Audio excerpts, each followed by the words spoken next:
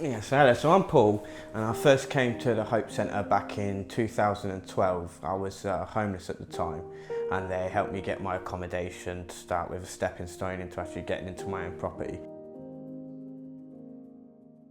Well, I became homeless. Well, I left my family home at about 15 years old because I had troubles with my stepfather.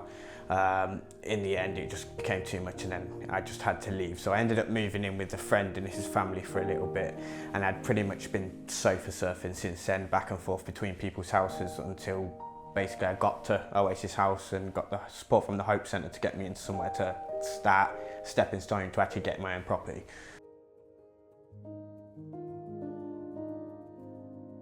A big block for me was to do with my mental health. I get a lot of anxiety and things like agoraphobia, it's very difficult for me to approach people and speak to people, especially new people. So coming into something like that is quite daunting.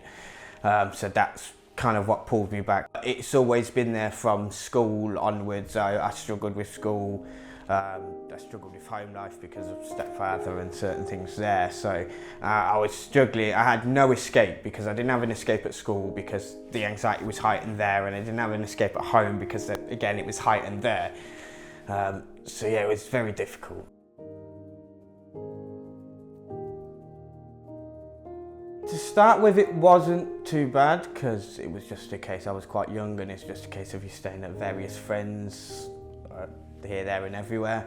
It's company, it was enjoyable, but then after a little while it becomes a bit, you feel like a burden, like you're putting it on them, and yeah, you're always there, you're in the way, and at one point I ended up moving into a tent because I'd gone through all my friends and stayed with them for so long that it became, I didn't want to ask for any more help, and I didn't want to put it on anyone else, so I ended up living in a tent for a bit. Any slightest noise and you'd be straight awake. It was such a struggle to get to sleep, and I would just put myself completely out of the way somewhere. As you see a lot of people who sleep rough, some of them will sleep out in the public and stuff like that. I couldn't do that because of my anxiety, so I had to find somewhere completely secluded out the way that I could kind of hide almost, basically.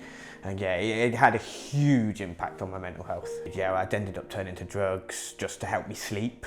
And yeah, I ended up with a drug problem from there, which progressed, and it got to a point where when you've not had sleep for so many days, you get to a point, there is a point where you go, I will try anything just to get that small bit of respite. And yeah, I ended up smoking cannabis, and lo and behold, it sent me to sleep. So I ended up starting to use cannabis, and then got myself an addiction into cannabis, which then I had to try and get off, which again, it's just stuff I didn't need to go through when I was already going through so much. It was one of my friends who basically found out that rather than going to his house and going and clipping on his sofa and stuff like that, he found out that I was staying in the tent, because I kept it to myself because it feels almost shameful. You're in this situation, so yeah, I kept a lot of it in and kept it to myself. Didn't tell my friends that I was actually staying in a tent rather than on people's sofas and stuff. And he found out, and basically he matched me down there. How it helped me and how it worked, so you had to go and you have to register, and you were able to get free drinks, tea and coffee while you were there. You could get a bit of food, you could get small food parcels and stuff like that. And but the main bit that helped me was the fact that you got a support worker to work with you, and they were able to help you with the things like getting into places and stuff like that. Because with my anxieties, the phone calls to all these agencies that you have to run through, there's so many of them, it's quite difficult to do, especially, again, I keep mentioning the anxiety, but having to be on hold to a lot of these because all the resources are completely overstretched. It takes a long time to get through, but I had a support worker who helped me, who did the phone calls for me, was able to speak on my behalf, and helped me basically search out the support that I could get at the time that I didn't know about, because you have to ask for it, and until you know about it, you don't have to ask for it. So yeah, so they helped me out massively with that. And so they put me in touch with a company called S2S, which is Substance to Solution, who helped me come off of the cannabis. With the anxiety side, they got me in touch with the mental health teams, with the doctors and stuff like that, so they got me ongoing support going with that. And obviously with the housing, they got me into Oasis House, which then progressed into getting my own flat. And it made my mental health a lot worse because I was not really doing anything. I was just staying at home all day. I didn't even have to go to a job centre or anything like that because I was on the limited capability of universal credit, where I don't even have a job coach get hold of me or anything. They just kind of leave you to it. So I kind of got to the point where I felt I was just pushed away and done, and this was my life. And then it was about maybe a year ago or something, I decided to come back to Hope Centre because I was struggling with my mental health and I just wanted something different from my life.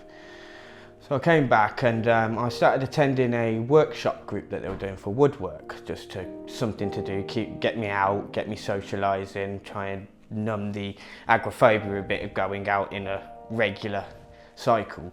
And I really enjoyed it, and it was really helping both with my anxieties, it was helping with the agoraphobia and just general happiness and well-being as well, with actually being there, contributing, doing something. So I felt like I had a purpose almost.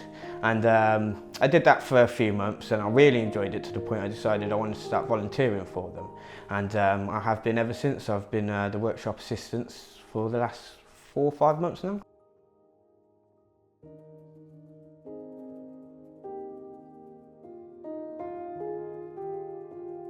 So it's quite funny that you say that now, because it was quite the opposite before. I mean, my confidence had hit the floor because, again, being left just to basically rot in a flat, it was affecting my mood. It making me think that, oh, well, I'm not good enough to do anything. I can't do anything. And yeah, so that really had a big knock-on effect. And then obviously after coming back, doing little projects, completing them, and it's a sense of achievement.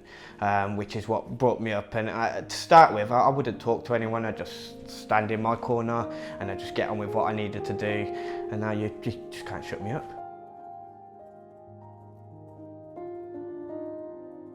So I am basically the assistant of the manager of the workshop now. So basically getting everybody started with little projects at the starting.